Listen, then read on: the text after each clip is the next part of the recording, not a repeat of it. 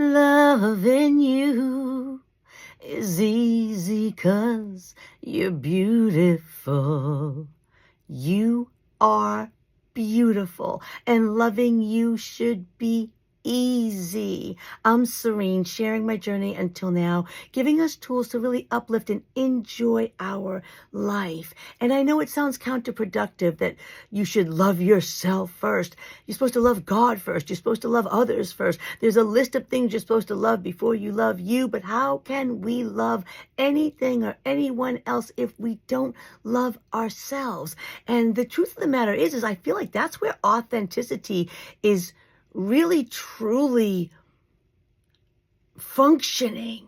Because when you love you, when you give yourself the time to love you with all of our flaws, with all of our mess, and let's be realistic, we're messy. As human beings, we are messy. And they even say, out of your mess comes a message. Exactly right. If I were to tell you about the stuff I have been through, the tragic, horrific things I have experienced in my life, and I've been on my own since I was 14 years old. Not sort of on my own. I mean completely and fully on my own, fend for myself, pay for my shelter and food, the entire whole nine.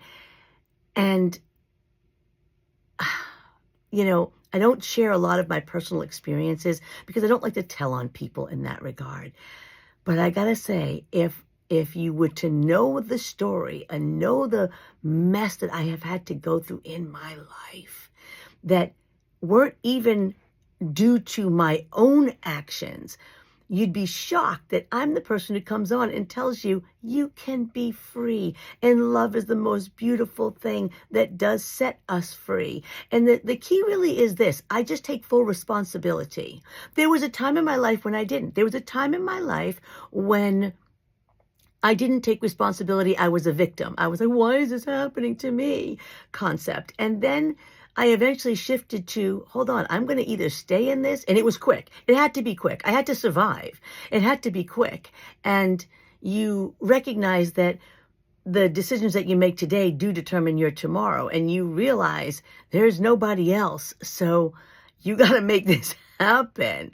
And so when you make that decision to no longer be the victim, even if it's out of survival, so be it, then you really decide and recognize that no matter what happens to us, because life doesn't happen to us, by the way, life happens through us. So that in and of itself is an eye-opening concept. The fact of recognizing